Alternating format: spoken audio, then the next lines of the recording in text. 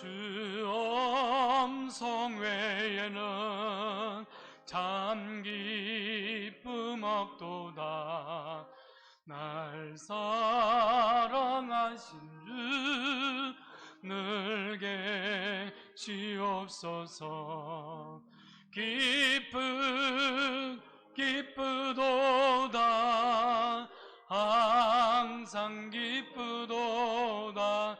나 주께 왔사오니 복 주옵소서. 구약성경 사사기 9장 1절에서 15절까지 말씀 한 절씩 교독합니다. 여룻바알의 아들 아비멜렉이 세겜에 가서 그의 어머니의 형제에게 이르러 그들과 그의 외조부의 집에 온 가족에게 말하여 이르되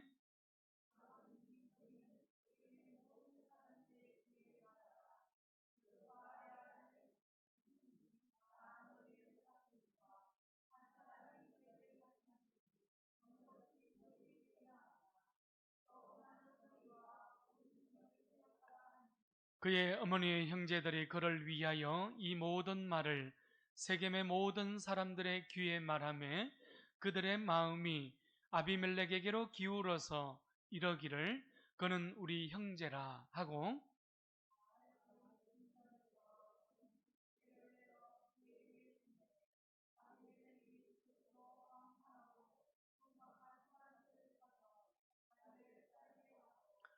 오브라에 있는 그의 아버지 집으로 가서 여룻바알의 아들 곧 자기 형제 70명을 한 바위 위에서 죽였으되 다만 여룻바알의 막내 아들 요담은 스스로 숨었으므로 남으니라.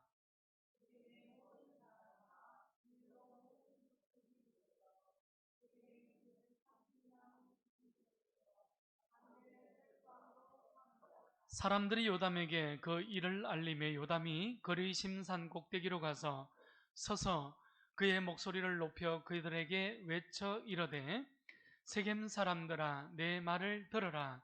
그리하여야 하나님이 너희의 말을 들으시리라.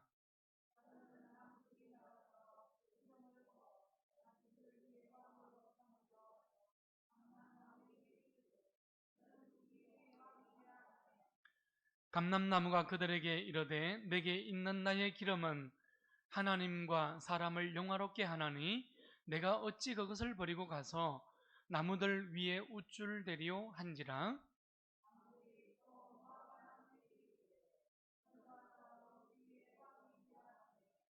무화과 나무가 그들에게 이르되 나는 나의 단 것과 나의 아름다운 열매를 내가 어찌 버리고 가서 나무들 위에 우쭐대리오 한지라.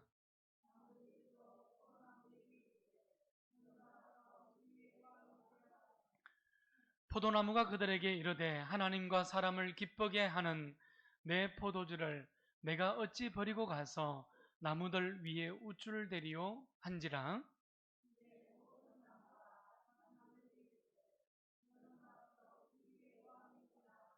다 함께요. 가시나무가 나무들에게 이르되 만일 너희가 참으로 내게 기름을 부어 너희 위에 왕으로 삼겠거든 와서 내 그늘에 피하라. 그리하지 아니하면 불이 가시나무에서 나와서 레바논의 백향목을 사를 것이니라 하였느니라. 아멘. 한 성도가 불만이 가득했습니다. 그래서 하나님께 항의를 합니다. 하나님, 왜 어떤 사람은 행복하고 어떤 사람은 불행합니까? 정말 불공평한 처사가 아닐 수 없습니다. 이렇게 하나님께 항의를 한 거예요. 하나님께서 그 말을 듣고 이 성도를 요단 강변으로 불렀습니다. 요단 강이 뭡니까? 사람들이 이 세상살이를 다 마치고 이생과 저성이 갈라지는 경계지역이지 않습니까? 예. 자, 그런데 가만히 보니까 사람들이 저마다 크고 작은 십자가를 어깨에 메고 강을 건너가고 있는 거예요. 하나님께서 그 성도에게 저 성도들이 지고 온 그 십자가를 그 십자가를 저울에 달아서 무게를 달아보라고 요청합니다. 성도는 하나님의 말씀에 따라서 사람들의 십자가를 저울에 올려놓고 달아보기 시작했어요. 그러자 여러분 아주 놀라운 일이 일어난 거예요. 도무지 이해되지 않는 일이 일어난 거예요. 큰 십자가도 작은 십자가도 아주 작은 십자가도 그 저울에 올렸던 무게가 어땠을까요? 똑같았던 거예요. 아무 말도 하지 못하고 이 성도는 그저 하나님만 울그러미 쳐다보는 거예요. 하나님께서 말씀하십니다. 나는 십자가를 줄 때 누구에게나 똑같은 십자가를 주었단다. 그런데 사람들은 행복하게 웃으면서 가볍게 안고 살아가는 사람이 있는가 하면 또 어떤 사람들은 고통스러워하면서 쇠덩어리를 무겁게 어깨에 지고 가는 것처럼 이 십자가를 지고 살아가는 사람들이 있단다. 내가 똑같이 공평하게 줬지만 이렇게 저마다 다른 삶이라는 십자가의 무게를 지고 가고 있지 않느냐. 주님께서 이렇게 답변을 하신 거예요. 여러분, 이 이야기는 이 땅에 살아가는 우리 각자에게 주어진 삶이라는 무게, 그 삶 속에 주어진 행복과 고통의 무게를 의미하는 우화 이야기입니다. 다른 사람의 고통은 가벼워 보이는데 왜 유독 나에만 이토록 고통스럽고 이토록 무겁고 이토록 힘겨운 십자가를 지고 살아가야 합니까? 나에게 가볍고 알맞고 편한 십자가는 어디서 찾을 수 있는 것입니까? 여러분, 근심 걱정이 없는 사람이 있을까요? 없습니다. 내 마음과 내 머릿속에서 시각되는 생각의 차이가 여러분 그 십자가의 무게의 차이를 낳았다는 사실을 기억할 수 있기를 바랍니다. 오늘 성령의 능력 안에 머물 줄 아는 내 생각, 내 마음이 되기를 바랍니다. 여러분, 그래서 기쁨과 감사로 은혜와 하늘의 평강으로 살아갈 수 있기를 축원합니다. 여러분, 그래서 내 이웃을 돌아볼 줄 아시고 격려하고 위로할 줄 아는 넉넉한 삶이 우리의 삶이 되기를 바랍니다. 여러분, 무더위가 얼마나 오늘은 밖에 나가니까 숨이 턱턱 막혀요. 해가 지니까 좀 낫죠, 그죠? 하나님 안에서 지치지 않기를 바랍니다. 여러분, 사람들은 미디안과의 전쟁에서 승리로 이끈 기드온을 어떻게 했습니까? 왕으로 삼고자 했지요. 기드온의 자자손손 대대로 이르기까지 우리의 왕이 되어 주십시오. 우리의 통치자가 되어 주십시오. 이스라엘 백성들은 이렇게 요구했지 않습니까? 그러나 기드온은 내가 아니라 여호와께서는 이를 다스릴 것이다. 이렇게 거절하는 모습을 우리가 지난주죠? 우리가 말씀을 봤습니다. 오직 하나님만이 왕이요. 오직 하나님만이 통치자이신 것을 기드온은 이스라엘 백성들에게 분명하게 선언한 것입니다.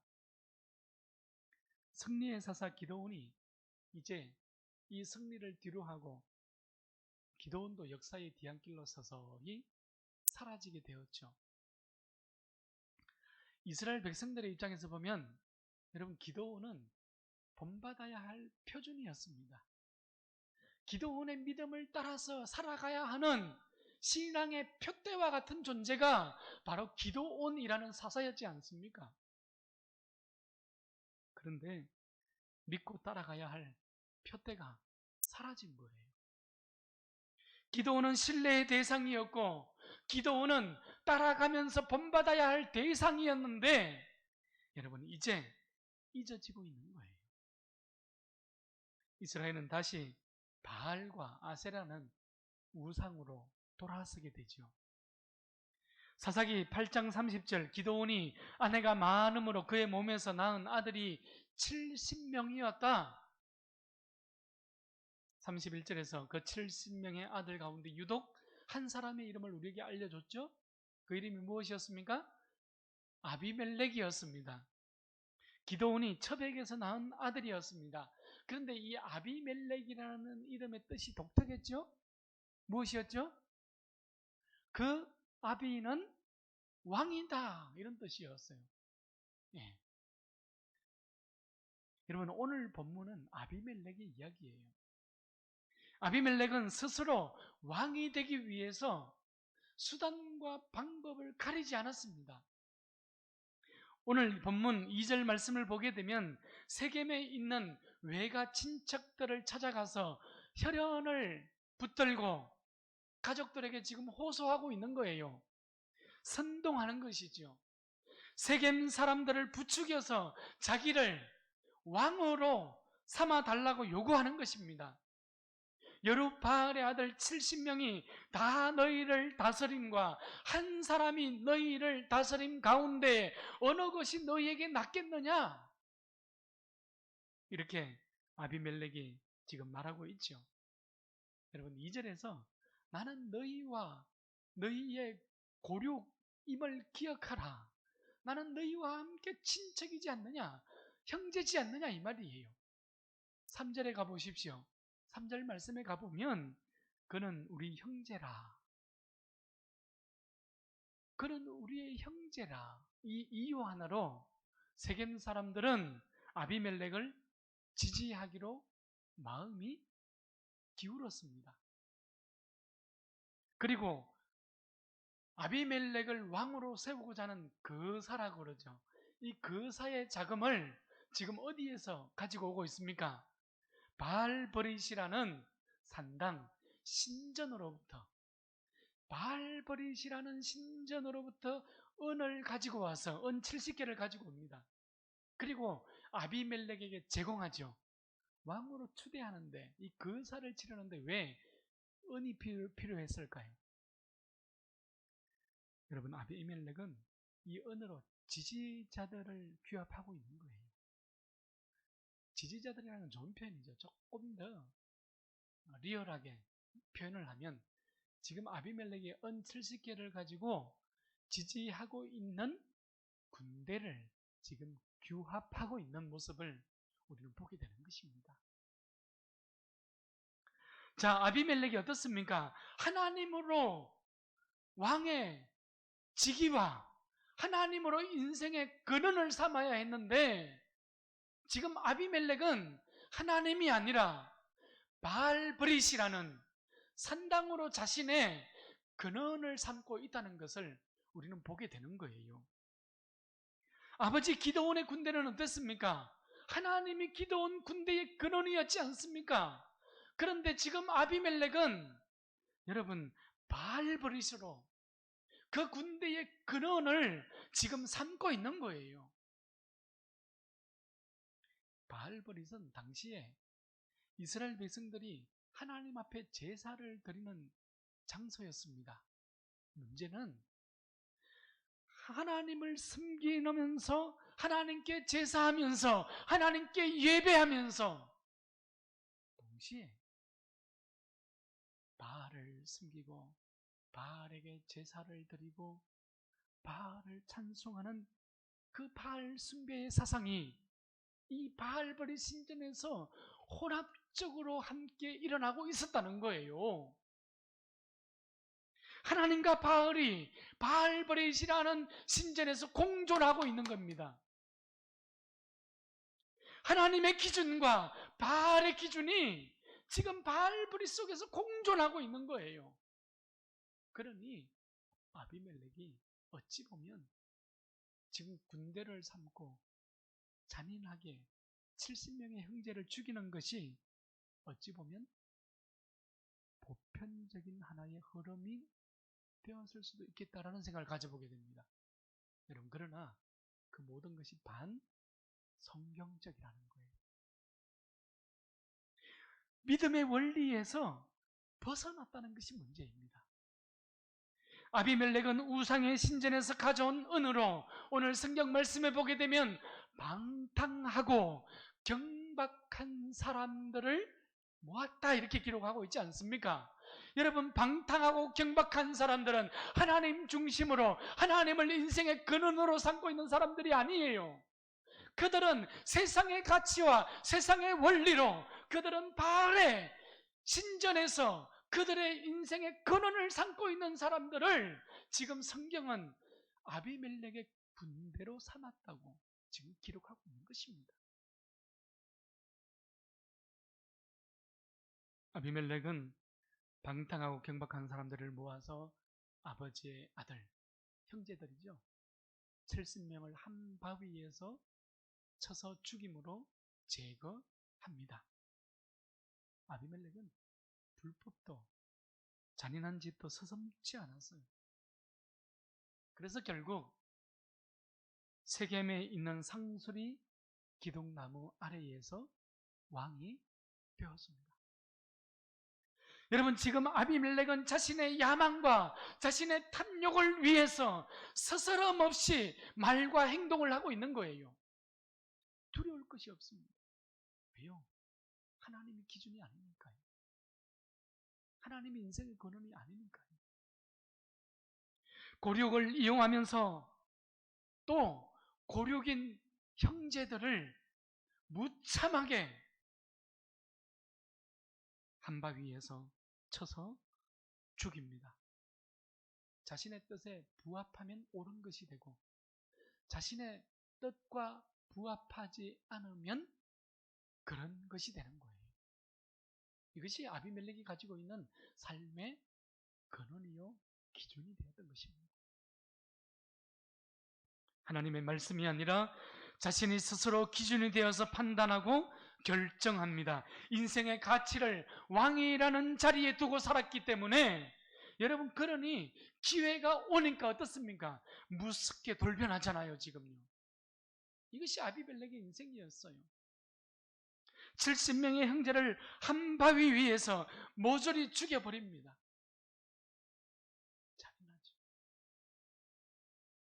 여러분, 교회는 자리 다툼과 주도권 싸움을 하는 것이 교회가 아닙니다. 여러분, 우리 교회 안에서도 그런 일이 있어서는 안 되겠죠. 또 우리의 이웃에 있는 교회들과도 마찬가지입니다.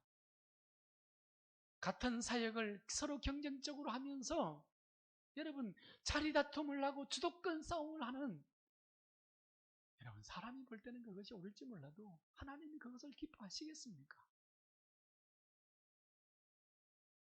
예수님은 제자들의 발을 선수 씻어주시면서 무엇이라고 우리에게 말씀하셨습니까? 너희도 가서 이와 같이 하라. 너희도 가서 이와 같이 하라.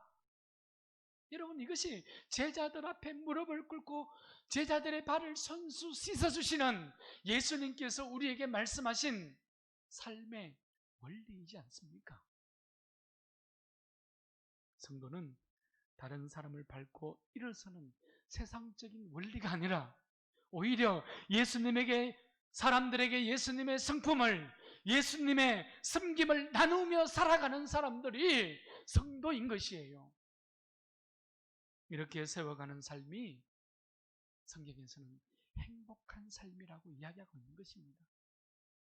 이렇게 순종함으로, 이렇게 섬김으로 세워가는 행복이 넘치는 교회가 우리 교회가 되기를 축원합니다. 자, 여러분 보십시오. 이런 무자비한 사륙의 현장에서 가까스로 살아남은 한 사람이 있었어요. 여룻바알, 기드온의 아들이었죠. 막내 아들이었습니다. 굉장히 어렸다는 것이죠. 그 이름이 요담입니다. 요담은 아비멜렉이 왕이 되었다는 것을 사람들을 통해서 전달 받습니다. 그 소식을 듣게 됩니다. 그리고 어디로 올라갑니까? 거리심산으로 올라갑니다. 세겜 사람들에게 거리심산 꼭대기에서 큰 소리로 외치지요. 가시나무 우하라는 것입니다. 오늘 본문에 기록이 되어져 있는 말씀이죠. 8절 이하에 15절까지 기록되어져 있는 말씀입니다. 여러분, 우하라는 것은요, 어떤 도덕적인 명제나 사람이 인간의 행동의 원리들을 간단하게 원칙들을 제시하는 짤막한 이야기, 이것이 우화라고 이야기하는 것입니다. 그게 보면 동물이나 식물들을 인격화를 시켜요. 그리고 그 식물이나 동물들의 행동 속에서 풍자되어진다고 그러죠. 그 동물과 식물들의 행동 속에서 교훈을 가지고 행동을 하기 시작합니다. 때로는 인간의 어리석음과 약점을 드러냅니다. 또 때로는 진리와 지혜를 부각시키기도 합니다. 이런 이야기들을 우화라고 이야기합니다. 우리에게 익숙한 게 뭐예요? 이솝 우화잖아요. 8절 이하에 보면 요담은 세겜 사람들에게 이야기합니다. 하루는 나무들이 모여서 자기들의 왕을 세우려고 하는데, 여러분, 먼저는 훌륭한 인품을 가진 감람나무를 찾아갔습니다. 그리고 우리의 왕이 되어 주십시오. 그러나 감람나무는 나의 기름은 사람과 하나님을 영화롭게 하니 이것을 어찌 버리고 나무들 위에서 우쭐 대겠습니까? 나는 그리할 수 없습니다. 거절합니다. 나무들은 두 번째 무화과 나무를 찾아가죠. 또 요청합니다. 우리의 왕이 되어 주십시오. 무화과 나무는 어떻게 대답합니까? 나의 단 것과 아름다운 열매를 내가 어찌 포기하고 나무들 위에서 내가 우쭐 대겠습니까? 역시 거절합니다. 세 번째는 무엇을 찾아갔죠? 포도나무를 찾아갔어요. 우리의 왕이 되어 주십시오. 포도나무는 대답합니다. 하나님과 사람을 기쁘게 하는 내 포도주를 버리고 내가 어찌 나무들 위에서 우쭐 대겠습니까? 역시 거절했죠. 감람나무도 무화과나무도 포도나무도 하나님과 사람을 기쁘게 하는 일을 가장 가치 있는 일로 여기고 있었던 거예요. 왕이 되는 것보다, 모든 나무들이 왕이 되는 것보다 하나님과 사람을 기쁘게 하는 것이 감람나무와 무화과나무와 포도나무가 가지고 있는 가장 기쁜 일이요, 가장 가치 있는 일이라고 지금 고백하고 있는 것이잖아요. 여러분, 이제 14절 말씀을 보십시오. 나무들은 네 번째로 볼품없고 거친 가시가 돋친 가시나무에게 갑니다. 우리의 왕이 되어주십시오. 그러자 가시나무는 기다렸다는 듯이 승낙합니다. 그리고 모든 나무들에게 복종을 강요하죠. 협박도 합니다. 15절 말씀 같이 읽어볼까요? 15절입니다. 시작. 가시나무가 나무들에게 이르되 만일 너희가 참으로 내게 기름을 부어 너희 위에 왕으로 삼겠거든 와서 내 그늘에 피하라. 그리하지 아니하면 불이 가시나무에서 나와서 레바논의 백향목을 살을 것이니라 하였느니라. 이 가시나무 같은 아비멜렉 왕이 이제 스스로 왕이 되기 위하여서 자신을 왕으로 세우지 않으면 큰 재앙이 임할 것이다. 큰 재앙을 당할 것이라고 지금 협박하고 있는 말씀이 15절 말씀이에요. 자, 여러분 9절 말씀으로 다시 한번 돌아가 보십시오. 9절 말씀에 보게 되면 감람나무가 그들에게 이르되 내게 있는 나의 기름은 하나님과 사람을 영화롭게 하나니 내가 어찌 그것을 버리고, 지금 감람나무가 무엇을 버려요? 기름을 버리고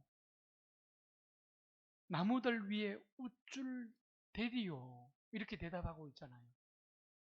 여러분, 이 말씀은 우리가 살아가면서 세상의 유혹을 어떻게 물리칠 수 있는지 가르쳐주는 아주 중요한 말씀이기도 합니다.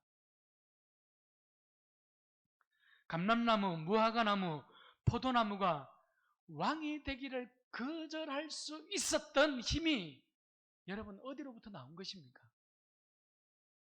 그 힘은 하나님과 사람을 기쁘시게 하는 일에 지금 만족하고 있는 정신으로부터, 생각과 마음으로부터 나왔다는 거예요.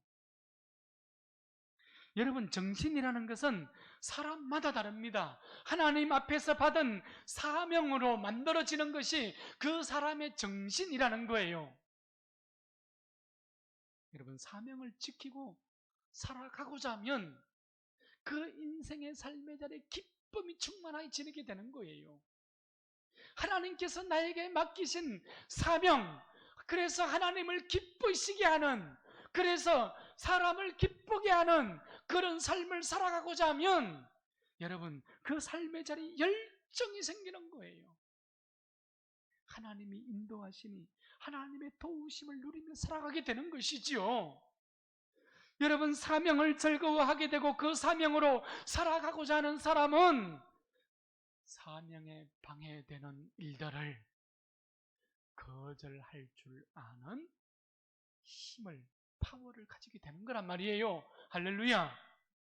여러분, 그만큼 중요한 구절이 오늘 9절 말씀입니다. 지금 감람나무가 하나님을, 사람을 기쁘게 하는 내 나무에서 나오는 기름을, 여러분, 감람나무의 사명이 뭐예요? 기름을 짜는 것이잖아요. 감람유지 않습니까? 그런데 이 감람유를 포기하고 어찌 내가 나무의 들의 왕이 될 수 있겠느냐? 내가 어찌 우쭐 될 수 있겠느냐? 감람나무는 정확하게 자신의 사명을 알고 있었던 거예요. 그러니 여러분, 그 사명으로부터 방해되어지는 일들을 거절할 수 있는 힘을 가질 수 있었던 것입니다. 무화과나무도 마찬가지요. 포도나무도 마찬가지입니다. 너무너무 중요합니다. 여러분, 성도가 세상을 이길 수 있는 방법이기도 합니다. 성도의 가치, 성도의 삶은 어디로부터 출발하는 것입니까? 하나님의 부르심으로부터 출발하는 거예요. 하나님이 나를 성도로 불러주셨구나. 하나님의 말씀으로부터 출발하는 거예요. 하나님의 약속의 말씀, 언약의 말씀을 통하여서 하나님의 뜻이 무엇인지를 우리는 깨닫게 되거든요. 여러분, 그럴 때에 하나님을 기쁘시게 하고자 하는 삶이, 그 발자국이, 그 길을 걸어갈 수 있게 되는 것입니다. 그러니 여러분, 살아가면서 어때요? 하나님의 부르심이 있고요, 하나님의 말씀이 있고요, 하나님을 기쁘시게 하고자 하는 열정이 있잖아요. 그러니 죄와 악을 분별하게 되죠. 그러니 선을 행하되 낙심하지 않게 되는 것입니다. 할렐루야. 저는 오늘 우리 모두가 이런 믿음의 자리, 이런 부르심의 자리에 설 수 있기를 주의 이름으로 축복합니다. 말씀을 정리합시다. 오늘 9절은요, 9절 말씀을 다시 보십시오. 나의 기름은 하나님과 사람을 영화롭게 하나니 내가 어찌 그것을 버리고 가서 나무들 위에 우쭐대리요. 감람나무의 대답은 성도의 인생길에서 최대의 유익이 무엇인지를 오늘 알게 하는 대답입니다. 또한 우리 성도들이 걸어가는 인생의 길에서 최대의 걸림돌이 무엇인지도 알게 하는 답변이에요. 감람나무도 무화과나무도 포도나무도 유혹에 걸려서 넘어질 수 있었을 것이에요. 여러분, 공통적인 대답이 뭡니까? 나의 기름을 버린다. 나의 아름다운 열매를 버린다. 나의 포도주를 버린다. 뭐 대답을 하지 않습니까? 여러분, 나의 기름을 버린다는 것은 여호와를 버린다는 의미입니다. 요한복음 6장을 보게 되면 오병이어의 기적이 있었잖아요. 하나님께서 광야의 땅에서 오병이어의 기적으로 5천 명이 넘는 사람들을, 여러분, 장정만 5천 명이에요. 이 사람들을 하나님께서, 예수님께서 먹이지 않습니까? 그것도 배불리 먹이시지 않습니까? 이 특별한 기적 이후에 여러분, 제자들은 예수님의 말씀이 오히려 걸림돌이 되고 있는 것을 요한복음에서는 낱낱이 우리에게 기록해 주고 있잖아요. 예수님께서 나는 생명의 떡이다, 내 살은 참된 양식이다, 내 피는 참된 음료다, 여러분 이렇게 에고 에임이라고 그러죠, 그죠? 이러한 선언이 있은 이후에 제자들은 무엇이라고 고백합니까? 요한복음 6장 60절에 보게 되면 제자 중 여럿이 듣고 말하되 이 말씀은 어렵도다, 누가 들을 수 있느냐 한데, 예수께서 스스로 제자들이 이 말씀에 대하여 수군거리는 줄 아시고 이러시되 이 말이 너희에게 걸림돌이 되었느냐? 여러분, 걸림이 되었느냐? 예수님께서 제자들에게 큰 기적 이후에 하나님의 말씀이 걸림돌이 된 제자들에게 하신 예수님의 말씀이었지 않습니까? 그런데 여러분, 66절로 가보게 되면 놀라운 결과가 나타나요. 그때부터 그의 제자 중에서 많은 사람이 떠나가고 다시 그와 예수님과 함께 다니지 아니하더라. 여러분, 이것이 오병이어의 기적 이후에, 하나님의 에고에임이라는 말씀이 있던 이후에 제자들의 반응이 가지고 온 결과입니다. 사람들은요, 성경 중심, 하나님 중심, 진리를 붙들고 살아가라니 그들은 하나님을 던지기 시작한 거예요. 예수님을 떠나가서 다시는 예수님과 함께 다니지 아니하였던 것입니다. 주님의 말씀이 걸림돌이 된 것입니다. 그 주님의 말씀이 부딪힌 거예요. 진리가 부딪히니 하나님을 등지게 되는 것입니다. 하나님을 떠나는 거예요. 예수님은 12 제자들에게 또 물으셔요. 너희도 가려느냐? 너희도 갈래? 이 말이지 않습니까? 여러분, 세상이 시끄럽습니다. 강북 사랑제일교회를 통해서 지금 신천지보다도 시끄러운, 여러분, 주님께서 우리에게 묻고 있는 거예요. 너희도 가려느냐? 그때 시몬 베드로가 대답하죠. 주여, 영생의 말씀이 주께 있사오니 우리가 어디로 가겠습니까? 안 가겠다는 거죠. 주님과 끝까지 함께 하겠다는 것이죠. 오늘 이 베드로의 고백이 나의 고백이 될 수 있기를 축원합니다. 여러분, 오늘 본문은 계속해서 내 인생의 왕이 누구냐고 묻고 있는 거예요. 오늘 우리에게 너의 인생의 왕은 누구냐고, 너의 인생의 권한은 어릴 때로부터 출발되었느냐고 우리에게 질문하고 있는 것입니다.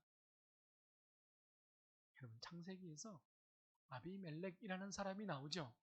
창세기에 나오는 이 아비멜렉이라는 것은 가나안 땅의 왕을 일컫는 말이 아비멜렉입니다. 애굽에서 애굽 왕을 무엇이라고 불러요? 바로 왕이라고 부르잖아요. 여러분, 로마의 왕을 뭐라고 부르죠? 시저라고 부르잖아요. 그것처럼 가나안 땅의 왕을 아비멜렉이라고 부르고 있는 거예요. 그런데 기드온의 아내였죠. 기드온의 첩입니다. 그 아내가 아들의 이름을 지금 어떻게 지었어요? 아비멜렉이라고 지은 거예요. 가나안 땅의 왕이다 이 말이에요. 여러분, 오늘 하나님은 우리에게 가시나무 우화를 통해서 묻고 계시는 거예요. 누가 이 땅의 주인이고, 누가 우리 널푸른 교회의 주인이며, 누가 내 가정의 주인이고 누가 내 인생의 주인이냐고 지금 주님께서는 오늘 이 시간 우리에게 여전히 묻고 계시는 것입니다. 이스라엘의 존재 가치는 무엇인가? 인생의 존재 가치는 무엇인가? 성도의 존재 가치는 어디로부터 나오는가? 교회 공동체는 누가 우리의 왕이 되는가?